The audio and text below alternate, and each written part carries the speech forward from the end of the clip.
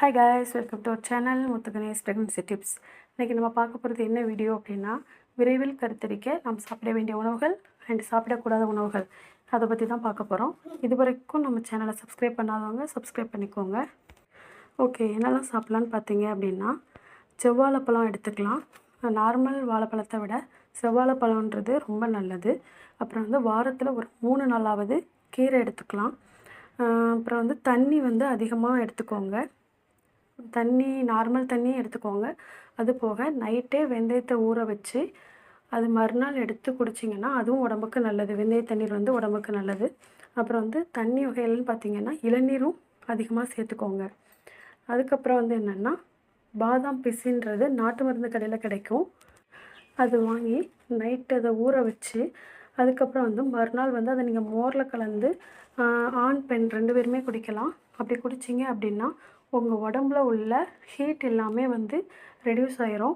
மெயினாக நமக்கு கருப்பம் உண்டாகிறதுக்கு உடம்புல ஹீட் அதிகமாக இருக்கக்கூடாது. நம்ம கர்ப்பம் ஆகணும் அப்படின்னா மெயின் என்னென்னா, கருமுட்டை உங்களுக்கு நல்லா வளர்ந்து வரணும். கருமுட்டை வளர்கிறதுக்கு என்ன பண்ணலான்னா, அமினோ ஆசிட் உள்ள ஒரு சில பொருட்களை நம்ம சாப்பிட்லாம். எதுலலாம் அமினோ ஆசிட்ஸ் இருக்குதுன்னு பார்த்தீங்கன்னா, தக்காளியில் இருக்குது. அப்புறம் வேக வச்ச வேர்க்கடலை, அப்புறம் கடல் பாசின்னு சொல்லுவாங்கள்ல, அதில் இருக்குது. கடல் பாசின்றது என்னென்னா, நமக்கு கடையில் டேப்லெட்ஸாகவும் கிடைக்குது. அப்புறம் பொடியாகவும் கிடைக்கும். உங்களுக்கு எப்படி வேணுமோ அப்படி வாங்கி சாப்பிட்டுக்கலாம். நெக்ஸ்ட் கால்சியம் எதுலலாம் இருக்கோ அந்த ஃபுட்ஸ் சாப்பிட்டுக்கலாம். கால்சியம் மெயினாக மில்க் ப்ராடக்ட்ஸில் இருக்கும். பால், தயிர் அந்த மாதிரி இருக்கும்ல, அது எடுத்துக்கலாம்.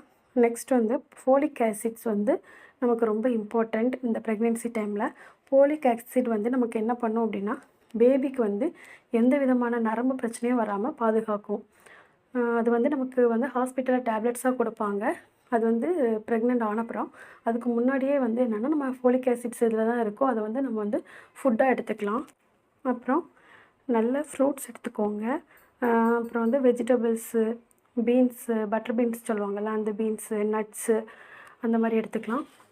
நெக்ஸ்ட் என்ன அப்படின்னா, ஒமேகா 3 ஃபேட்டி ஆசிட்ஸ் அது இருக்கிற மீன்களை நீங்கள் எடுத்துக்கிட்டிங்கன்னா அது ரொம்ப நல்லது.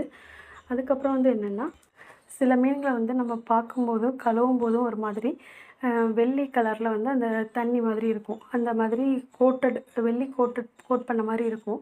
அந்த மீன்கள் நம்ம எடுத்துக்கவே கூடாது. அதை எப்படி சொல்லுவாங்கன்னா, பாதரசம் இருக்கிற மீன்கள் அந்த மாதிரி சொல்லுவாங்க. அது நமக்கு கர்ப்பம் உண்டாகிறதுக்கு அது நல்லது கிடையாது. அதை சாப்பிடக்கூடாது. அப்புறம் நீங்கள் எக் எடுத்துக்கிட்டிங்க அப்படின்னா பாயில்டு எக் எடுத்துக்கோங்க. ஆம்லேட் அந்த மாதிரி கூட வேண்டாம். நல்லா அவிச்சு சாப்பிடுங்க. அப்புறம் ஜூஸ் குடிக்கிறதா இருந்தால் கடையில் வாங்கி 7up அந்த மாதிரி ட்ரிங்க்ஸ்லாம் குடிச்சிடாதீங்க. அப்படி குடிக்கணும் அப்படின்னா ஃப்ரெஷ்ஷாக ஜூஸ் போட்டு குடிங்க. உங்கள் உணவில் புளிப்பு, காரம் அந்த ரெண்டுமே அதிகமாக இருக்கக்கூடாது. அப்புறம் என்ன பண்ணலாம் அப்படின்னா, முருங்கைக்கீரையை நீங்கள் அடிக்கடி சேர்த்துக்கிறது ரொம்ப நல்லது. அப்புறம் மனசை அமைதியாக வச்சுக்கோங்க. தியானம் பண்ணிக்கோங்க. No tension.